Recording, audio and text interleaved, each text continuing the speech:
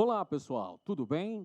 Um grande abraço para todo mundo ligado aqui no Mestres da História, em conexão direta, em parceria com o LAC Concursos, que dá toda a infraestrutura para que a gente possa gravar as nossas aulas e postá-las aqui no YouTube. E a gente continua falando sobre história do Brasil, com ênfase na história de Pernambuco. Afinal de contas, uma série de episódios marcantes da nossa história tiveram como palco Pernambuco, seja na fase colonial, quando da capitania de Pernambuco, seja na fase imperial, quando da existência da província de Pernambuco e os inúmeros movimentos que por lá aconteceram, seja na época da República no estado de Pernambuco. Então, sem mais delongas, a gente já vai começando a nossa aula falando sobre aspectos importantes relativos à história do Brasil, mas concernentes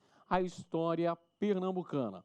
Vamos lá então, pessoal, porque o edital exige muito conhecimento, exige muita coisa, o edital é bastante extenso, então você precisa estudar com antecedência, planejamento e foco, muito foco. Foco, força e fé essenciais para que você tenha grandes desempenhos e conquiste desta maneira a sua vitória. Vamos lá então, pessoal, começamos falando sobre a Confederação do Equador.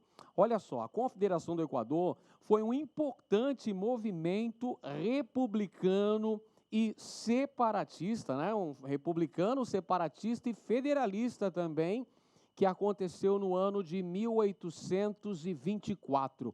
Espera aí, professor, 1824? Então é durante o chamado Primeiro Reinado, exatamente, durante o reinado de Dom Pedro I. Se você está lembrado de nossas aulas anteriores, você se lembra que em 1824 foi outorgada a primeira Constituição brasileira. Lembra disso? A Constituição outorgada em 25 de março de 1824, que estabelecia monarquia constitucional, hereditária e vitalícia no Brasil, estabelecia uma relação entre igreja e Estado, no chamado padroado. Estabelecia também o voto censitário, tinha que comprovar renda para poder votar. E estabelecia 4 poderes: executivo, legislativo, judiciário, e o 4º poder era justamente o poder moderador, que era exercido exatamente pela figura do imperador, no caso o imperador Dom Pedro I. Por conta do fechamento da Assembleia Constituinte em 1823, depois da chamada Noite da Agonia, onde vários deputados, inclusive, foram presos, alguns chegaram, inclusive, a serem exilados do Brasil, por conta da outorga, ou seja, da imposição da Constituição de 1824, ou seja, essa Constituição, essa Carta Magna foi empurrada a goela abaixo dos brasileiros. E isso acabou gerando alguns atos de insatisfação, alguns atos de insubordinação em algumas regiões brasileiras, com destaque para a província de Pernambuco. Olha aí Pernambuco de novo aparecendo como protagonista na história do Brasil. Foi lá que eclodiu a chamada Confederação do Equador, no ano de 1824, num reflexo direto pela outorga da Constituição daquele referido ano. Pois bem, vamos conceituar então a Confederação do Equador. Trata-se de um movimento de caráter republicano, federalista e separatista também. Visava implantar um país naquela região. Quem é que participa desse movimento? Esse movimento conta com a participação, com a liderança da elite pernambucana. Quem era essa elite, professor? Essa elite pernambucana era formada basicamente por intelectuais, por militares e também por políticos liberais, políticos contrários ao autoritarismo do imperador Dom Pedro I. É importante mencionar também que nós temos a participação de elementos eclesiásticos. Elementos da Igreja Católica também se envolveram por ocasião da eclosão da Confederação do Equador, em 1824. Movimento que é importante mencionar, teve a adesão de 3 províncias. Anota aí no seu caderno, toma nota que isso é informação importante, é um bizu legal do tio Ed. A Confederação do Equador contou com a adesão das províncias de Pernambuco, Rio Grande do Norte e Ceará. Então, seria a Confederação do Equador um novo país formado na região dessas províncias. Pernambuco teve adesão também de Paraíba, Rio Grande do Norte e Ceará. Qual é o resultado? Qual é o desfecho desse movimento, professor? Foi uma violenta repressão encomendada pelo imperador Dom Pedro I. Dom Pedro I, já na condição de imperador brasileiro, defensor perpétuo do Brasil, se lembra disso? Dom Pedro enviou, então, expedições militares, grupos militares, contratou mercenários e houve uma violenta repressão por parte das forças imperiais. Então, a Confederação do Equador não logrou êxito. Esse movimento acabou sendo sufocado pelas forças imperiais. Muito bem, vamos então conferir uma questão relativa a isso, que caiu no concurso da Polícia Militar de Pernambuco recentemente. Questão esta elaborada pela UPE-NET. Você sabe que essa é a principal banca que elabora questões para os concursos da Polícia Militar de Pernambuco. Então, a gente está se preparando basicamente com material 100% focado nessa banca.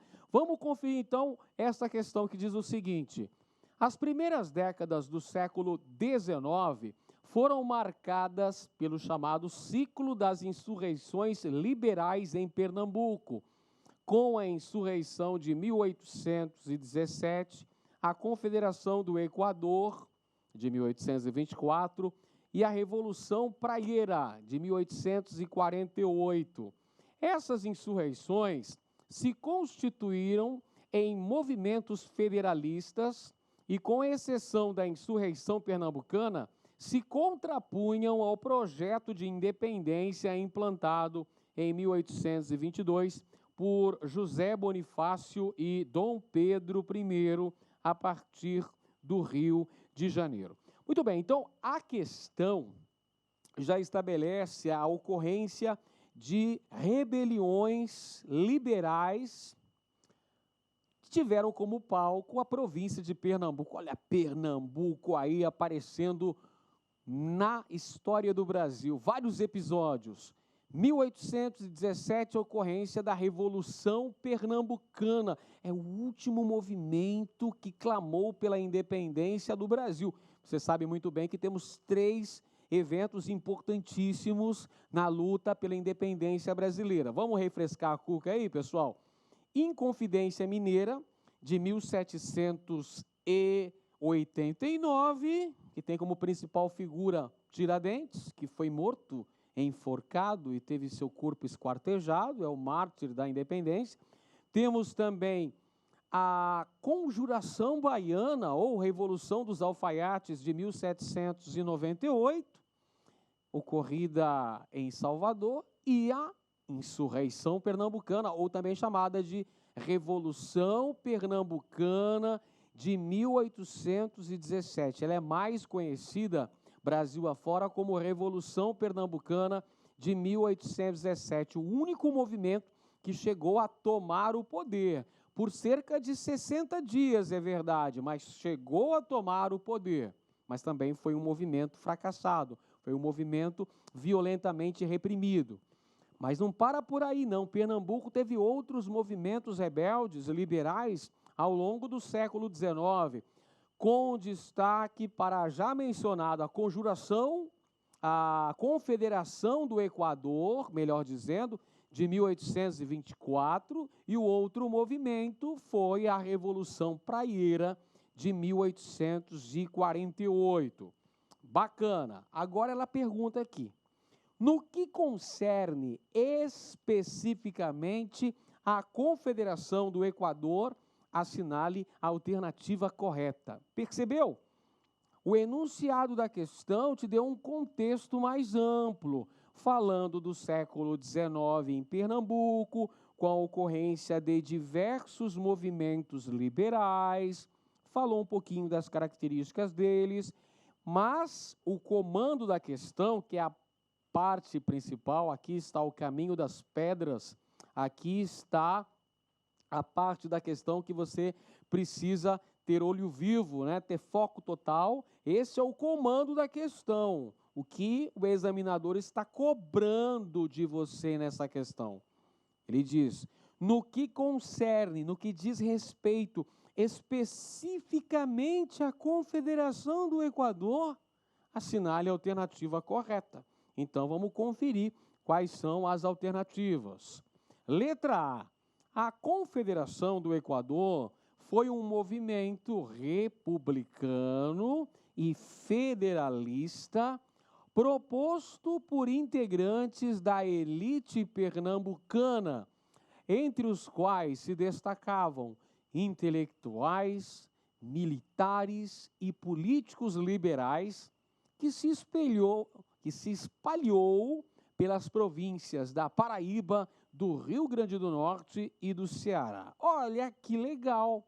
De primeira, de bate-pronto, já encontramos aí a alternativa procurada, a alternativa certa. Está aqui, ó, informações todas corretas acerca da Confederação do Equador. São essas as informações que eu passei para você antes da gente fazer a questão. Beleza? Então, correta, alternativa A, mas a gente lê as outras alternativas também, porque aqui a gente mata a cobra e mostra o pau. Você não pode levar dúvida para casa, viu, pessoal? Você tem que ficar atento aí e não pode escorregar na casca de banana. Então, vamos conferir as outras. Os outros não custa nada. Estamos aqui, vamos para allá, estamos aqui para trabalhar. Os líderes da Confederação do Equador, e republicanos, contestavam o poder centralizado e autoritário de Dom Pedro I e propunham a abolição da escravidão, assim como a República Federalista. Pessoal, olha só o erro aqui, ó, onde fala de abolição da escravidão. A abolição da escravidão não era uma proposta da Confederação do Equador, gente. Você lembra aqui, ó, que a gente acabou de falar que a liderança do movimento eram das elites pernambucanas? Não é isso? As elites eram proprietários de terra e proprietários de escravos, evidentemente, que não iam dar um tiro no próprio pé, propondo a abolição da escravatura. Então, fica atento nesses contextos importantes. Alternativa C. Frei Caneca, um dos intelectuais responsáveis pelas ideias basilares da Confederação do Equador, era um veterano de outras insurreições liberais, como a Praieira. Moçada, é o seguinte, o Frei Caneca realmente foi uma das lideranças principais desse movimento. O Frei Caneca, inclusive, teve como punição o fuzilamento. O Frei Caneca foi para o paredão de fuzilamento, recebeu a pena capital. Agora, o Frei Caneca era sim um veterano de outros movimentos rebeldes em Pernambuco. Só que é o seguinte, pessoal, acompanha comigo. Lembra que nós falamos que ao longo do século XIX tivemos 3 movimentos mais importantes em Pernambuco? Vamos lembrar desses 3 movimentos? Você está lembrado? Você prestou atenção no que eu falei? Primeiro deles foi a Revolução Pernambucana de 1817. Frei Caneca estava nessa movimentação aí. Frei Caneca participou ativamente da Revolução Pernambucana de 1817. Outro movimento é a chamada Confederação do Equador, 7 anos depois. 1824. E o outro movimento, a praieira. A praieira foi no ano de 1848. Gente, se o Frei Caneca morreu fuzilado em 1824, como é que ele ia participar de um outro movimento 24 anos depois, se o cara já tinha morrido? Só se chamasse Chico Xavier para psicografar lá as cartas do Frei Caneca. Então tá errado aqui, viu, pessoal? Tem que prestar atenção para não errar, questão fácil, né? Muito bem, alternativa D. Apesar da derrota das forças da Confederação do Equador para as forças do Império, a província de Pernambuco, que a partir dessa revolta consolidaria uma imagem de província rebelde, conseguiu assegurar um novo território, a comarca de São Francisco, agregada a partir da Bahia. Errada essa afirmação, presta bem atenção aí, meu amiguinho e minha amiguinha. Gente, uma consequência direta de movimentos rebeldes ocorridos em Pernambuco foi a perda de território. A comarca do São Francisco, que pertencia a Pernambuco, passou a pertencer à Bahia. Passou a pertencer à Bahia. Pernambuco perdeu território por conta da ocorrência de revoltas liberais em seu território. O governo acabou desmembrando a comarca do São Francisco, que passou a fazer parte do território da Bahia. E letra E, diferindo da Revolução Praieira, que defendia a bandeira da abolição, os principais líderes da Confederação do Equador eram anti-abolicionistas. Errada também essa afirmação, pois também a Revolução Praieira, que aconteceu em Pernambuco entre os anos de 1848 e 1850, não defendiam a abolição da escravidão. Bacana? Muito bem, vamos em frente, que atrás vem gente e uma porção de concorrente. Então, a gente tem que largar na frente e continuar estudando com determinação. Agora, a gente fala sobre a resistência escrava. Resistência escrava, existiram várias formas de resistência contra o estamento, contra a escravidão, contra o modo de produção escravista no Brasil.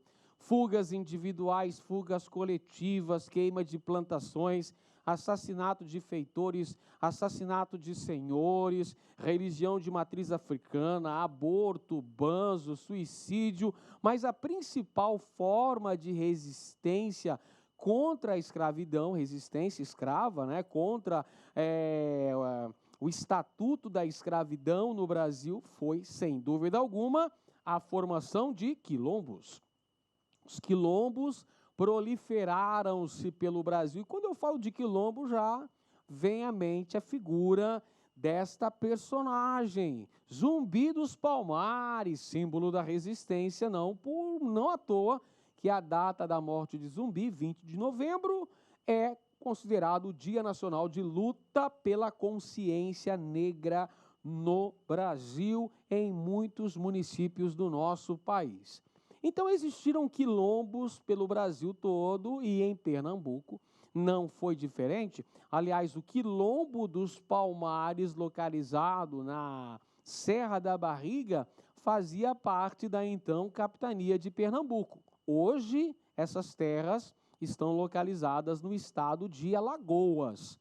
Mas naquela época, na época de vigência desse que foi o principal reduto de resistência escrava negra no Brasil, fazia parte da então Capitania de Pernambuco, era o Quilombo dos Palmares na Serra da Barriga.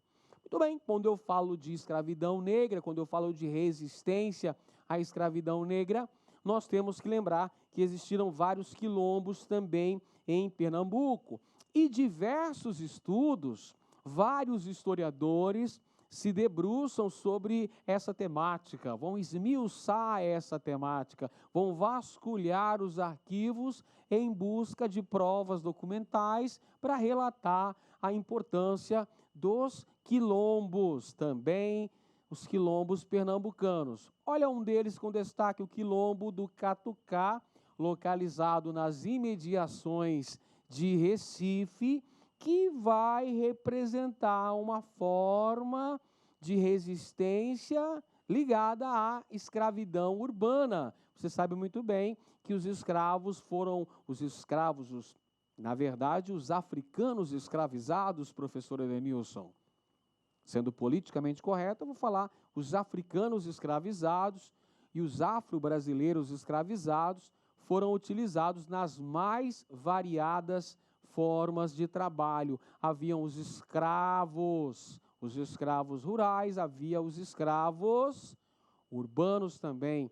Eles foram utilizados na lavoura de cana-de-açúcar, na lavoura de algodão, foram utilizados em menor número, é verdade, na pecuária, foram utilizados em atividades domésticas, haviam os escravos de ganho também. Então, olha só, quando eu falo de quilombo do Catucá, eu estou fazendo uma referência à escravidão urbana, porque esse quilombo se estabeleceu nas imediações da capital pernambucana, num momento muito importante em que se dava as fugas de porta adentro.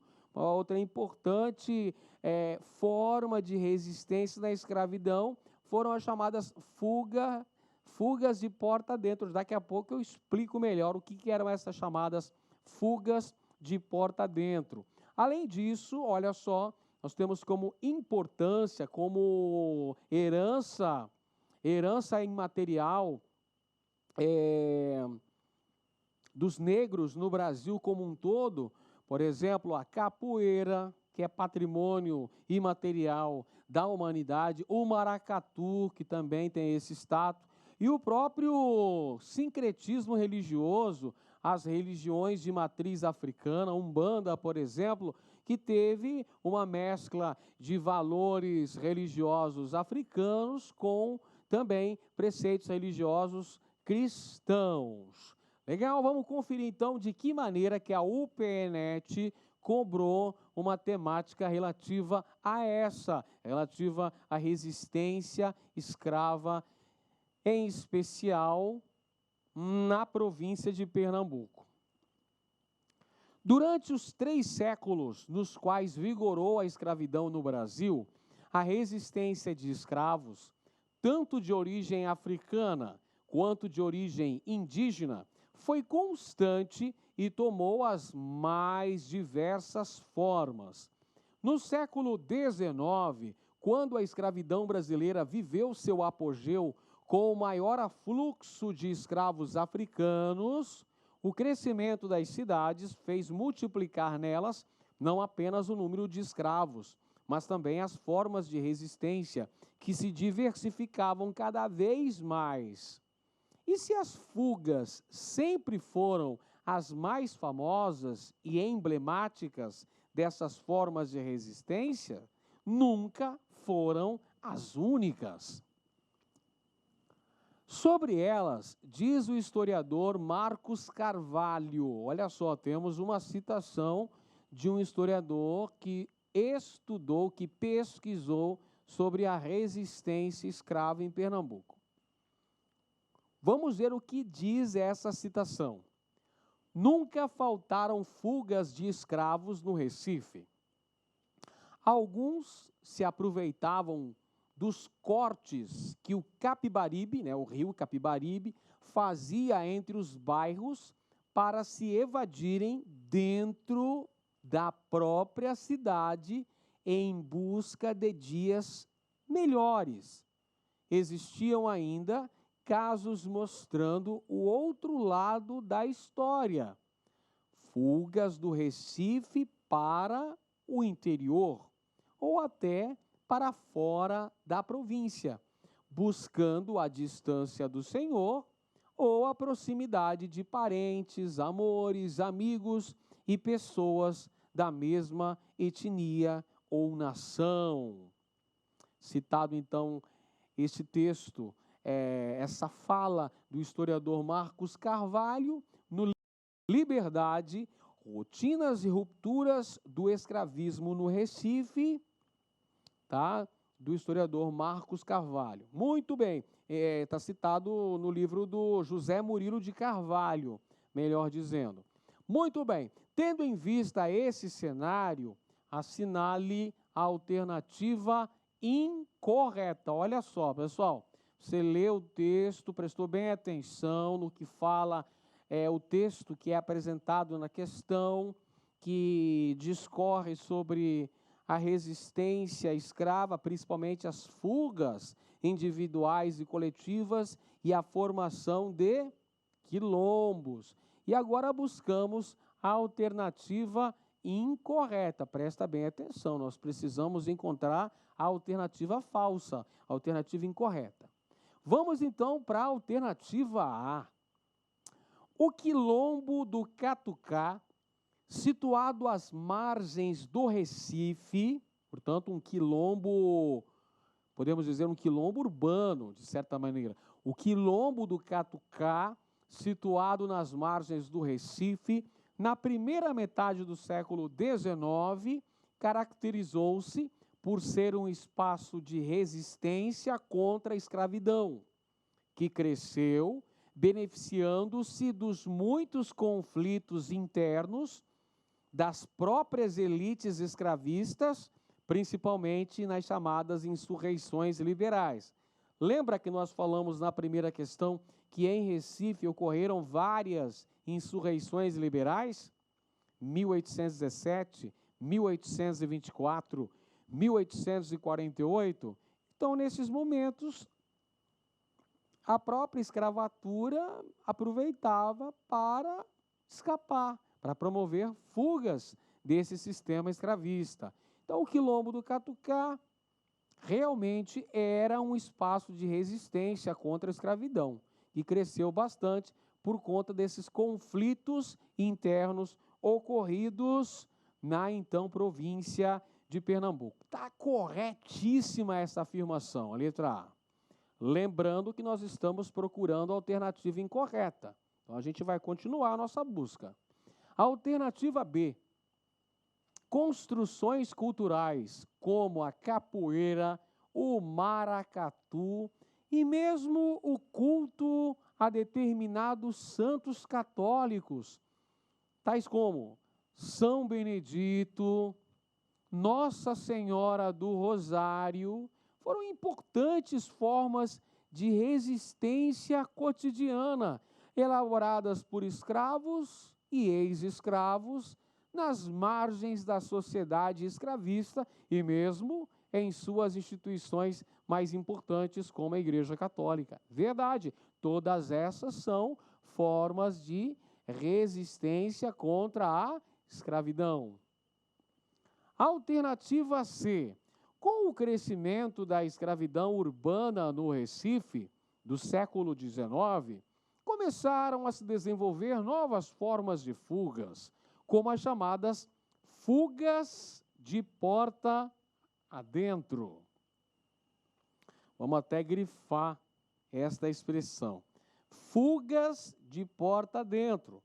Quando um escravo urbano fugia de seu dono, mas permanecia na mesma cidade, agora servindo a um outro senhor, com o qual havia estabelecido um processo de negociação. Essas eram as chamadas fugas de porta adentro. O escravo fugia de seu antigo dono, fazia um acordo com outro dono, muitas vezes iria trabalhar como negro de ganho, fazia um acordo, negociava a sua futura alforria. Essas eram as chamadas fugas de porta adentro.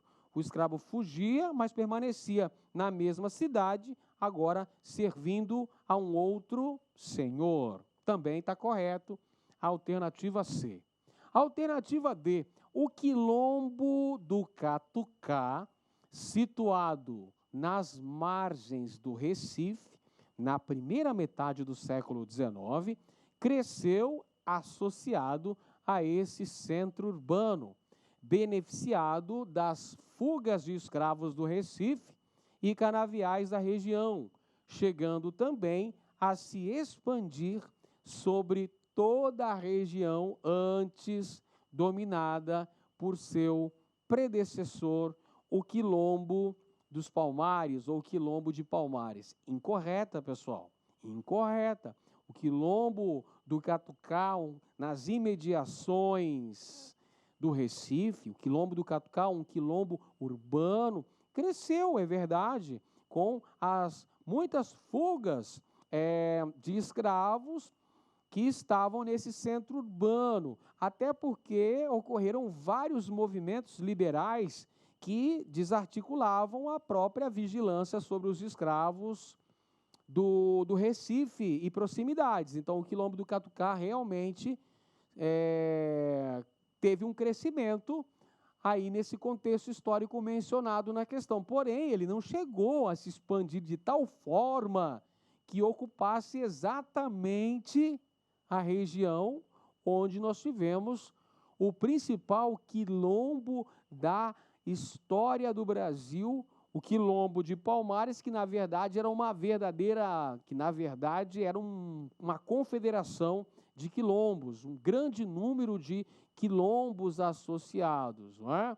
Perfeito? Então essa afirmação está incorreta, porque o Quilombo do Catucá não chegou a se expandir exatamente sobre a região onde existiu durante o século XVII o Quilombo dos Palmares. E a alternativa E, o trabalho escravo nos canaviais também gerava resistência, fosse na forma de revoltas e assassinatos de feitores, fosse na forma de sabotagens da produção. Verdade, eu acabei de falar, eu falei no início da minha exposição que foram dezenas de formas de resistência contra o Estatuto da Escravidão.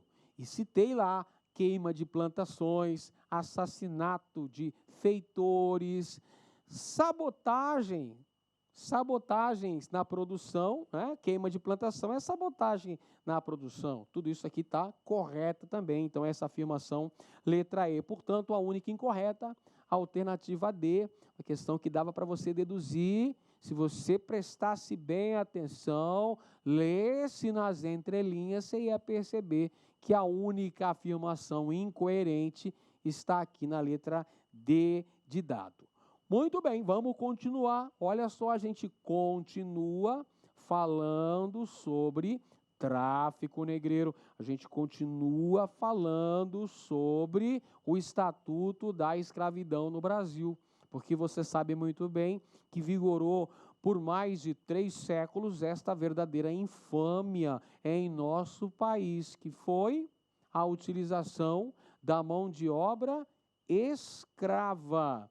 E ao longo do século XIX, várias leis foram aprovadas no sentido de se coibir o vil comércio.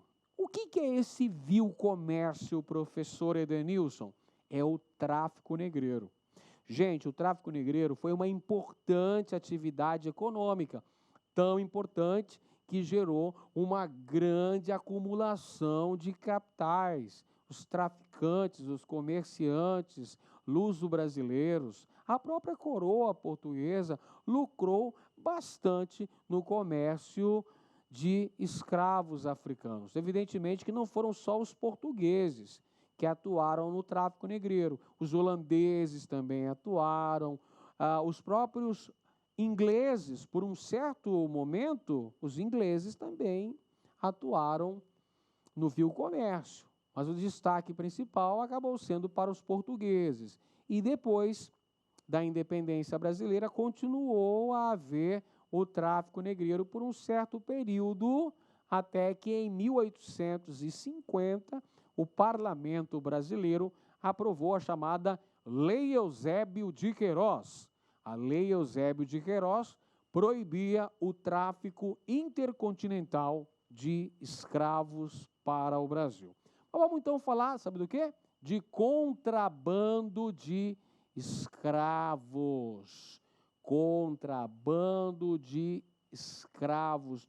Esta verdadeira infâmia chamada escravidão negra que sustentou o crescimento do Brasil, as atividades econômicas desenvolvidas no Brasil ao longo dos séculos XVI, XVII, XVIII e XIX, sustentadas pelo braço escravo. Bom, o contrabando de escravos no Brasil aconteceu, pessoal, por conta de várias leis que ao longo das primeiras décadas do século XIX foram aprovadas. A primeira delas, a lei de 1831, uma lei contra o tráfico de escravos. Vamos recordar aqui, pessoal, a independência política brasileira se deu em 1822. O reconhecimento externo da independência do Brasil veio um pouco depois, não é isso? Os Estados Unidos reconheceram a nossa independência em 1824, ancorados na chamada Doutrina Monroe, América para os americanos. Portugal só reconheceu a independência brasileira quando o Brasil se comprometeu a pagar uma indenização para os portugueses, 2 milhões de libras esterlinas. Já a Inglaterra exigiu que Dom Pedro reconhecesse os tratados assinados por seu pai durante o período joanino e que gradativamente acabasse com a escravidão. Perceba que a Inglaterra já estava preocupada com a vigência da escravidão no Brasil, porque a Inglaterra, entre outras coisas, queria o aumento do mercado consumidor. Por isso, precisava desestimular o trabalho escravo no Brasil. 1831, aprovação de uma lei contra o tráfico de escravos. Você já viu aquela expressão, lei para inglês ver? Já ouviu essa expressão? Eu acho que já. Bom, lei para inglês ver vem desta lei contra o tráfico de escravos que foi aprovada em 1831. 1831, aliás, é o ano da abdicação de Dom Pedro I. Ele abdica do trono e vai para Portugal para lutar com seu irmão Dom Miguel, que havia usurpado o trono lá em Portugal. Muito bem, então fica essa famosa lei para inglês ver, porque essa lei ficou só no papel. Essa lei que proibia o tráfico de escravos, que tornava essa atividade ilegal, praticamente ficou só no papel. Por isso que vai se dizer lei para inglês ver. Por exemplo, em relação a Pernambuco, vários contingentes de africanos escravizados eram desembarcados em Sirinhaém, no porto de Sirinhaém, 1855. Perceba aqui, pessoal, a data, 1855, portanto, 5 anos após a decretação da chamada Lei Eusébio de Queiroz. Eu já falei, Eusébio de Queiroz foi a lei que determinou o fim da escravidão. O fim da escravidão não, professor. O fim do tráfico intercontinental de escravos. Passava a ser terminantemente proibido buscar novos contingentes de escravos. Onde? Na África. Porém, continuava a acontecer o contrabando de escravos, em especial aqui para Pernambuco, no momento de expansão das atividades econômicas, com destaque para o cultivo de algodão. Cultivo de algodão. Continua o abastecimento de cativos, ou seja, abastecimento de escravos, de indivíduos escravizados em Pernambuco.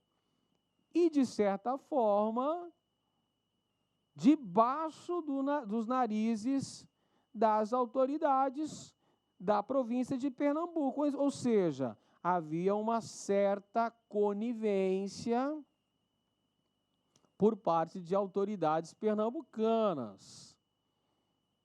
A gente estava sendo subornada aí, estava permitindo a existência ainda do tráfico negreiro, mesmo sendo uma atividade já considerada proibida. Muito bem, vamos para a questão aqui, pessoal. Olha só, questão UPE-NET, da Polícia Pernambucana. Vamos lá. O desembarque de Sirinhaém, em 1855, em Pernambuco, teria sido apenas mais um dos vários episódios de contrabando de escravos, caso não tivesse dado errado. Tudo começou quando o comandante do palhabote, espécie de embarcação também utilizada para o tráfico atlântico de escravos, em vez de ancorar no engenho de João Manuel de Barros Vanderlei, acabou parando nas terras do seu vizinho. Este, por sua vez, prontamente denunciou o caso às autoridades. A notícia acabou ganhando grande destaque na imprensa por ter sido o último negreiro apreendido na costa brasileira com cativos africanos a bordo. Olha que informação sensacional, pessoal. Informação sensacional, bem interessante mesmo. Citação aí do livro O Desembarque nas Praias, o funcionamento do tráfico. Na verdade, isso aqui é um texto que foi publicado na Revista de História.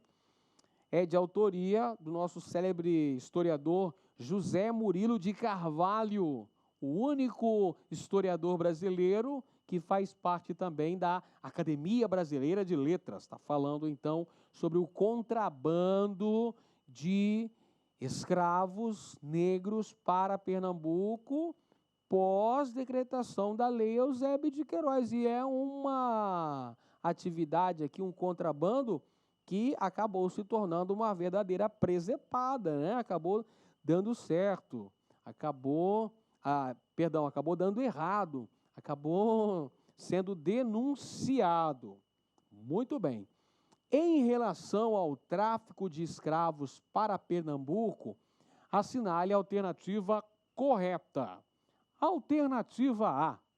Embora a lei antitráfico tenha entrado em vigor desde 1831, lembra? A famosa lei para inglês ver? As autoridades imperiais nada fizeram para deter o comércio ilegal nos portos das capitais provinciais. Exemplo disso foi o próprio Porto do Recife, que não teve seu cotidiano alterado no que tange ao comércio atlântico de escravos. Incorreto, pessoal, incorreto quando ele fala assim que as elites provinciais nada fizeram. Cuidado com essas afirmações, hein?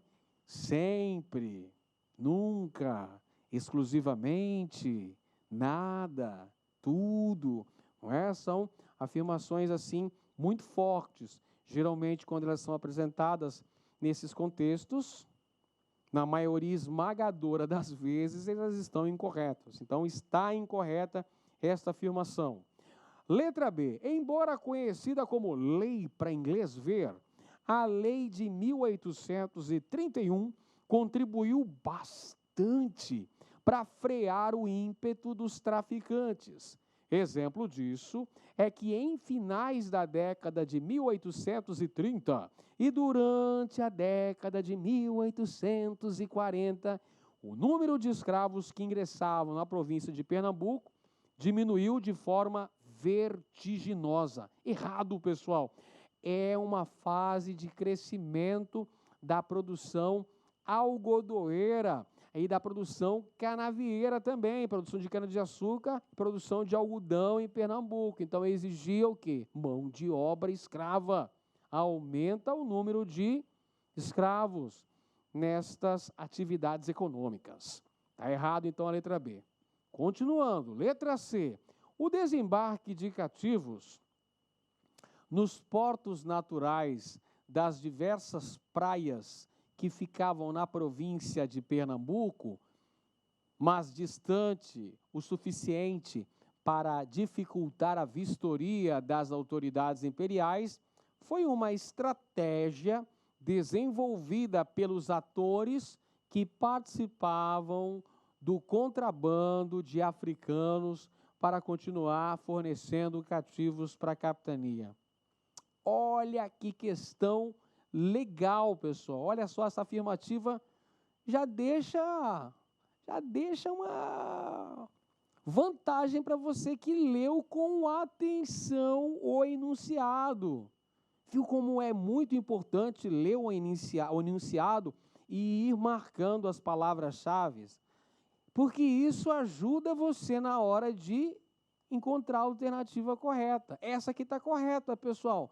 Os inúmeros portos naturais existentes nas diversas praias pernambucanas, isso aí dificultava a fiscalização, a vistoria das autoridades e aí fazia com que o contrabando de escravos continuasse acontecendo. Você viu o caso que é denunciado aí pelo historiador José Murilo de Carvalho, no início do texto? Ele fala que aquela atividade ali, aquele contrabando, só não deu certo porque o navio ancorou nas terras do vizinho do fazendeiro que havia encomendado aquele contingente de africanos escravizados. E aí o cara, o que fez? Denunciou rapidamente para as autoridades da província. Senão, seria mais um caso que passaria. Perfeito? Então, a alternativa C, esta está correta e a gente já vai assinalando para gabaritar. A alternativa D, embora muito alarmado pela imprensa provincial e nacional, o desembarque de Sirinhaém pode ser considerado uma exceção, pois a forte fiscalização da coroa impedia que fatos como esse fossem corriqueiros. Não, pessoal, acabou de falar aqui em cima, os vários portos naturais nas terras dos próprios fazendeiros, isso aí dificultava a vistoria das autoridades e fazia com que eventos como este mencionado no texto continuassem a acontecer. Letra E, por ser a época do desembarque de Sirinhaém, uma província com forte tendência abolicionista, Pernambuco quase não recebia mais escravos. Além disso, os políticos e as elites latifundiárias estavam mais interessadas em fomentar a vinda de mão de obra livre do exterior, principalmente dos chineses. Claro que não, pessoal. Claro que não. Uma elite escravista ainda em Pernambuco, nesse momento, priorizando a utilização de mão de obra escrava. Muito bem. Agora a gente avança um pouquinho na história e a gente já cai na época da República. Vamos falar um pouquinho sobre a Era Vargas. A Era Vargas, período histórico de 15 anos. Lembra aí? Era Vargas começou em 1930, após o movimento armado que conduziu Getúlio Vargas à presidência da República, estendeu-se até 1945. 1945, após a Segunda Guerra Mundial, quando Vargas foi obrigado a renunciar. Teve que colocar a viola no saco. Muito bem. São 15 anos Era Vargas, que tem 3 etapas, 3 períodos: governo provisório, governo constitucional e Estado Novo. Nós vamos enfocar nesta questão exatamente o período conhecido como Estado Novo. Vamos falar da ideologia estado-novista, os reflexos da ditadura Vargas, onde? Em Pernambuco, que teve na figura deste político que aparece aqui ao lado de Vargas, está aqui Vargas, o ditador do Estado Novo. Estado Novo durou de 1937 até 1945. Esses são os anos de duração da ditadura Vargas. Em relação a Pernambuco, governava o Estado na figura de inventor, este cara aqui. Quem que é esse figura que aqui aparece? Todo sério, sisudo. Ele é o Agamenon Magalhães, interventor de Pernambuco durante o Estado Novo. E quais eram as principais características ideológicas do Estado Novo? Lembra? O Estado Novo é um período ditatorial comandado por Vargas. Não havia partidos políticos no Brasil, não se realizavam eleições, havia censura aos meios de comunicação, havia perseguição aos opositores do regime, principalmente aos comunistas, havia um grande nacionalismo exacerbado no Brasil, houve um incentivo à industrialização com a criação da Companhia Siderúrgica Nacional, com a criação da Vale do Rio Doce. É a época também que o Brasil participa da Segunda Guerra Mundial, enviando 25 mil soldados para combaterem lá na Itália. Eram os pracinhas da FEB, Força Expedicionária Brasileira. Então, olha só, algumas das características importantes aqui do Estado Novo no Brasil: nacionalismo, grande nacionalismo, inclusive um nacionalismo econômico, a criação das indústrias de base no Brasil, um nacionalismo buscando também uma suposta coesão social, coesão da sociedade brasileira na marra. Não é à toa que durante o tempo de vigência do Estado Novo, as bandeiras estaduais não poderiam ser hasteadas. As bandeiras estaduais foram queimadas, só a bandeira brasileira poderia tremular, ok? Só a bandeira brasileira poderia ser hasteada. Nacionalismo é uma característica. Xenofobismo, outra característica do período. Xenofobismo, pessoal, nacionalismo e aversão ao estrangeirismo. Não é à toa, pessoal, que muitas associações ligadas a italianos, a alemães, a japoneses e, inclusive, também a judeus foram fechadas no Brasil. Olha só, é a xenofobia do Estado Novo. Temos também um anticomunismo, já falei que os comunistas eram o alvo principal. Os principais perseguidos pelo Estado Novo eram os comunistas. Quer um exemplo? Luiz Carlos Prestes, o Cavaleiro da Esperança, ficou preso durante a vigência do Estado Novo, a ditadura Vargas no Brasil. Só foi libertado ao final do regime Estado Novista. Antissemitismo também, já falei, uma aversão em relação aos judeus. Conferindo a questão elaborada pela UPE-NET para o concurso da Polícia Militar de Pernambuco. Segundo a historiadora Graça Taide, no seu livro A Construção da Verdade Autoritária, a vigilância e o controle sobre a imprensa em Pernambuco garantiam ao Estado a propaganda e o doutrinamento político. Utilizando-se da persuasão e do doutrinamento diário, a Folha da Manhã, veiculada por meio de suas mensagens, valores que compunham a ideologia estado-novista. Então, aqui nesse texto, a historiadora Graça Taide está falando sobre a censura à imprensa em Pernambuco e, ao mesmo tempo, citando um periódico, um jornal, Folha da Manhã, que estava, através de suas edições, veiculando mensagens e valores, fazendo um doutrinamento ideológico dos valores ligados ao Estado Novo.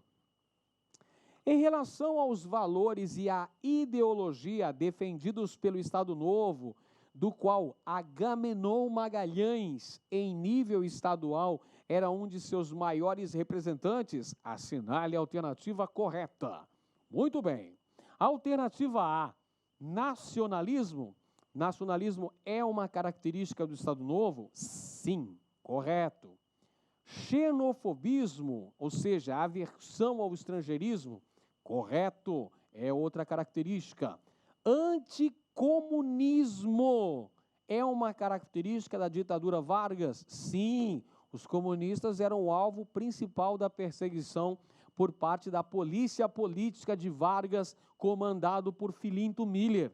Beleza. Antissemitismo? Sim, também houve perseguição a organizações judias. Então, de cara, a gente já encontrou a alternativa correta, letra A. Pode assinalar aí e correr para o abraço. Está correta essa letra A. Mas vamos conferir as outras? É sempre bom, né? Nunca é bom vacilar. Gente, olha só, letra B. Liberdade política. Cara, liberdade política. Meu, presta atenção. O Estado Novo foi uma ditadura, cidadão. Foi uma ditadura. Se foi uma ditadura, você acha que teve liberdade política? Claro que não. Negatoff, meu amigo. Corta fora essa aí, ó. Igualdade, pregar igualdade, para com isso. Estado mínimo, não. Estado mínimo, não. Esse Estado mínimo é um Estado liberal. Na verdade, era pregado o nacionalismo econômico, o controle do Estado sobre a economia. Descentralização política? Claro que não. Centralização política. O poder centralizava-se na figura de quem? Adivinha? Dele, Getúlio Vargas. Letra C, vamos lá. Anticomunismo. O anticomunismo é uma característica do Estado Novo. Legal. Educação libertária, baseada nas ideias de Paulo Freire aí, ligadas ao comunismo? Claro que não, cara. Educação doutrinária, pula essa aí. Xenofilismo, você pode até considerar, né? Nacionalismo, sim, né? Mas educação libertária, negativo. Letra D, xenofilismo, xenofilismo, claro que não, né? Xenofilismo seria gosto aos estrangeiros, contrário, é xenofobismo, tudo bem? Então isso aqui também está errada. Letra D, Estado mínimo não, nacionalismo econômico, cara, errado. Educação libertária, já falamos que não, quer insistir ainda, cara? Você é chato, né? Xenofilismo, também já falamos que não, pô. Antissemitismo, beleza, essa é uma característica. Letra E, igualdade. Que igualdade o quê, cara? Estou falando de uma ditadura. Liberdade política. Que liberdade? Liberdade política é porrada na moleira, meu irmão. É cacete nas costas dos opositores. É porrada, é polícia na rua. Errado isso aqui. Xenofobismo é uma característica. Anticomunismo também. Mas a única alternativa que apresenta todas as características do Estado Novo, todas as características da ideologia Estado Novista, está na letra A. Nacionalismo, xenofobismo, anticomunismo e antissemitismo.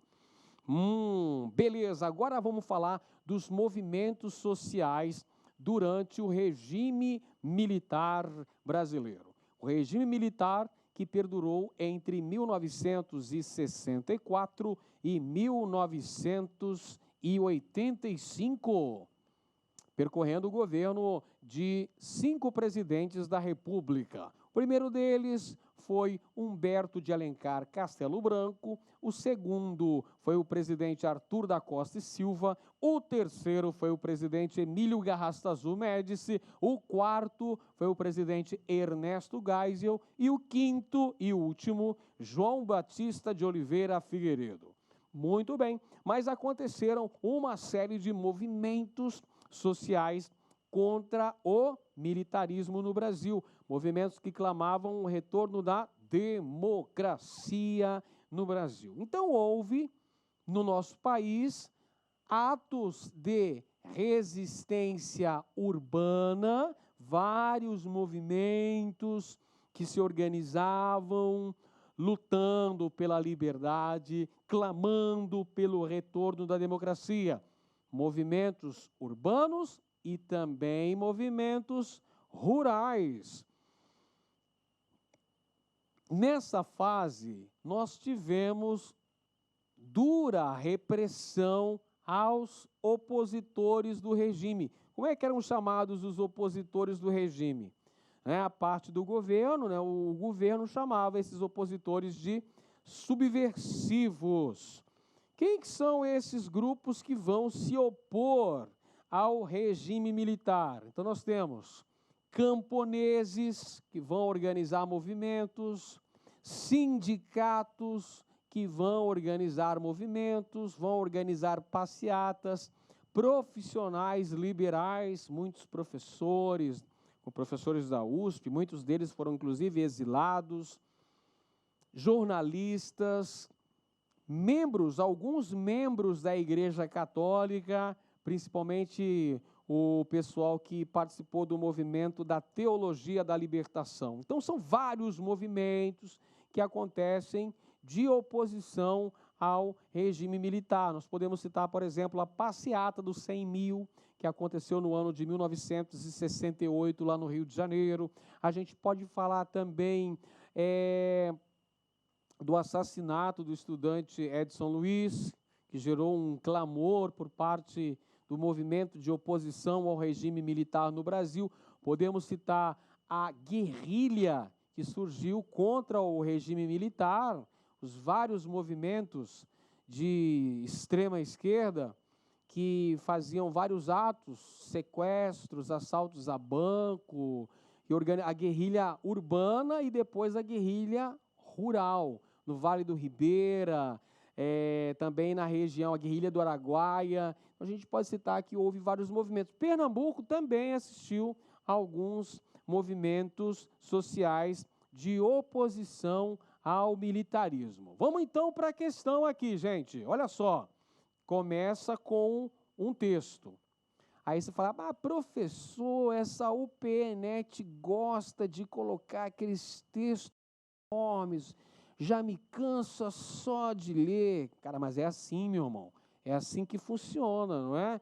É essa a estrutura da organização de questões por parte dessa banca. Então, você tem que se acostumar, né? Tem que saber jogar na regra do jogo. Olha só, pena, com tudo isso de 1964, matou a nossa liderança camponesa toda. O que foi encontrado de cadáveres, de corpos na estrada, entre Caruaru e Campina Grande, inclusive mutilados, para ninguém conhecer quem era, pouca gente sobrou daquele tempo no campo. Pouquíssima gente sobrou. Sobrou quem a gente escondeu, uma parte. Uns que resistiram porque eram fortes, como Joaquim Camilo, que eu falei. Mas Zé Eduardo e Gésimo tiveram que se ausentar. Mas o resto, Manuelzinho sumiu. Ninguém sabe aonde foi que acabou o Manuelzinho. Ele era aqui de Miroeira, trabalhava aqui nesse litoral norte todo. Igaraçu, Goiânia, Paulista. O personagem que relata a história acima era médico, membro do Partido Comunista e das Ligas Camponesas. Olha a informação importante. Cara, presta atenção como que você tem que ler atentamente o enunciado da questão, porque vai te dando subsídios importantes para você responder. Você já vai marcando ali, cara. Marca as palavras-chave que são essenciais. Então, vamos lá? O personagem que relata a história acima era médico, membro do Partidão e das Ligas Camponesas e concedeu entrevista no ano de 2011 à equipe de pesquisadores da Universidade Federal de Pernambuco, integrantes do projeto Marcas da Memória. Em relação aos movimentos sociais e à repressão durante a ditadura civil-militar em Pernambuco, assinale a alternativa correta.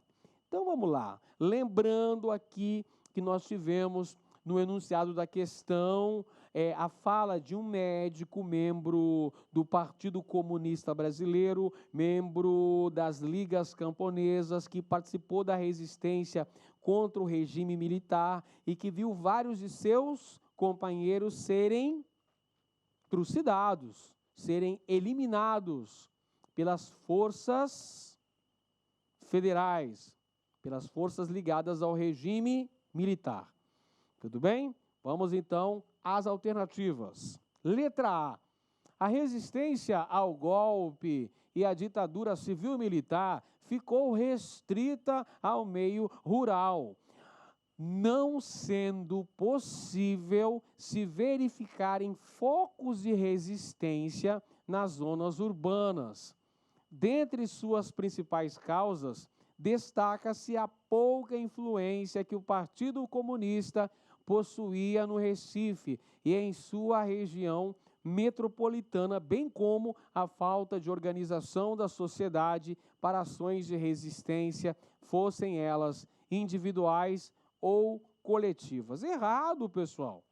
Houve resistência rural, mas houve também movimentos de resistência urbana. Tanto no campo quanto na cidade, organizaram-se vários setores sociais contra o regime militar. Alternativa B. Por mais que haja depoimentos versando sobre a violência empregada pelo governo, quase nada foi provado contra os militares.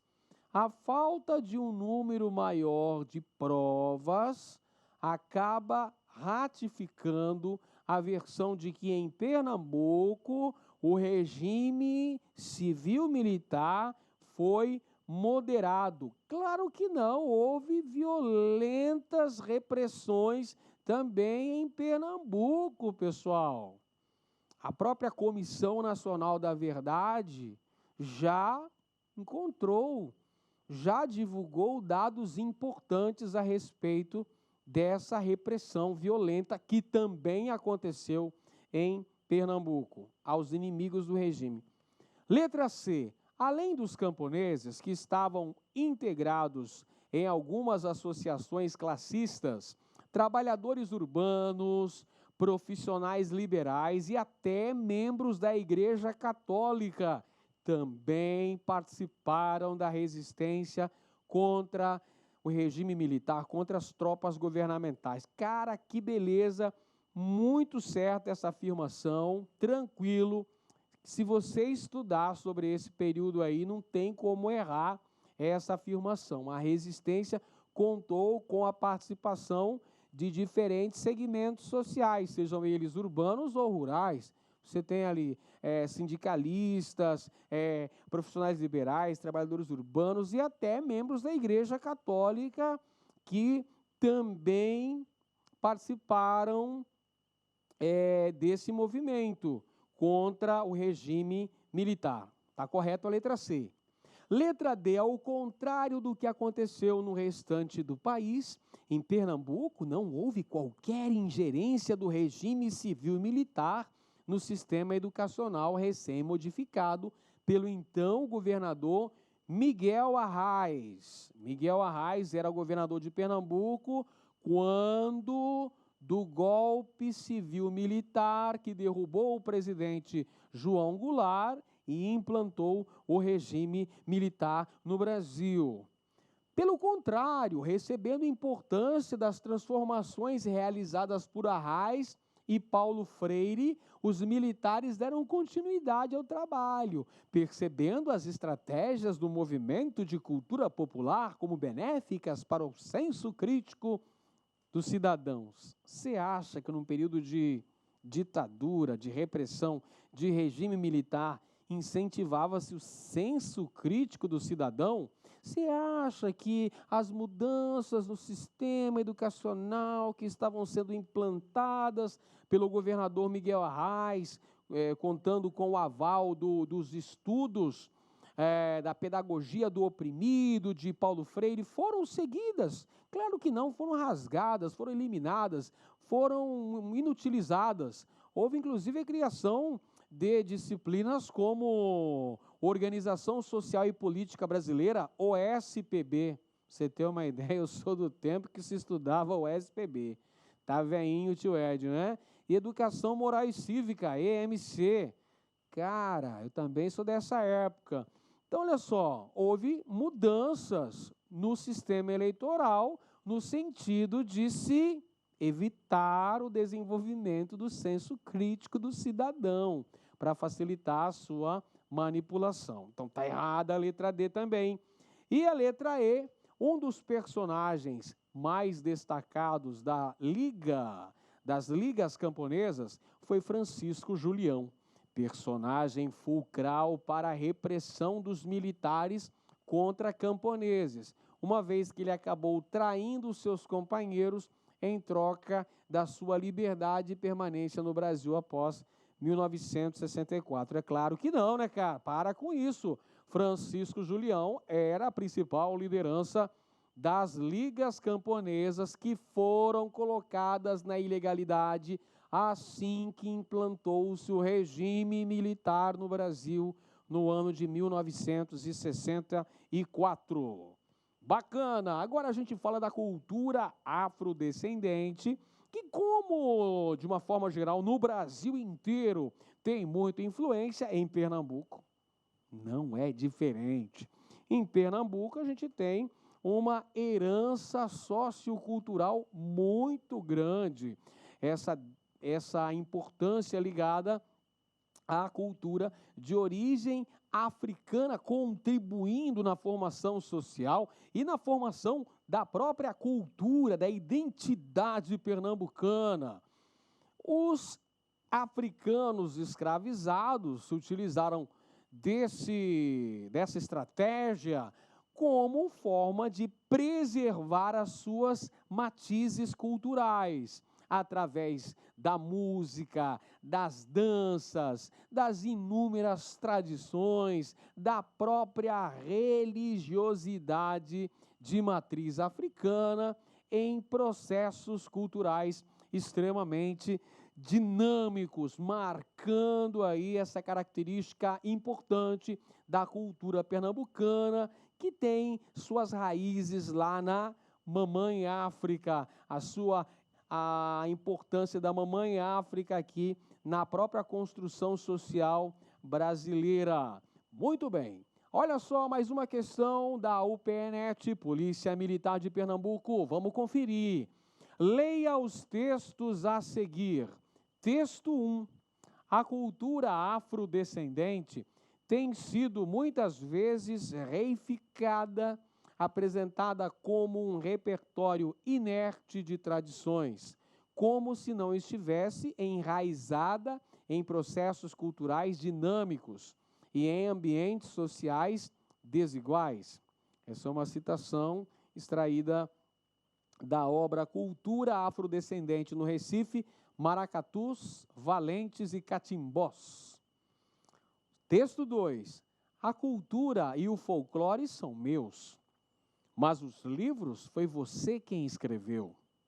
Perseguidos sem direito nem escolas, como podiam registrar as suas glórias? Nossa memória foi contada por vocês, e é julgada verdadeira como a própria lei, Por isso, temos registrado em toda a história uma mísera parte de nossas vitórias.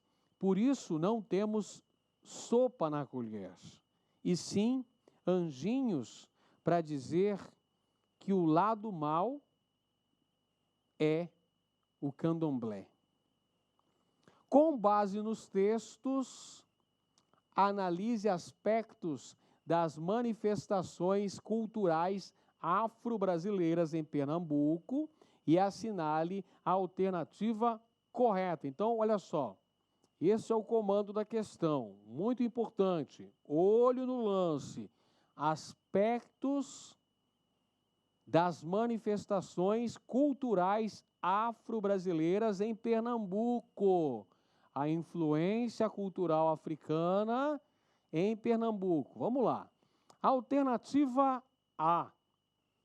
O livre exercício dos cultos religiosos, bem como a proteção dos locais onde são realizados, garantidos pela Constituição de 1988, foram decisivos para que não houvesse, nos últimos anos, casos de intolerância religiosa em Pernambuco.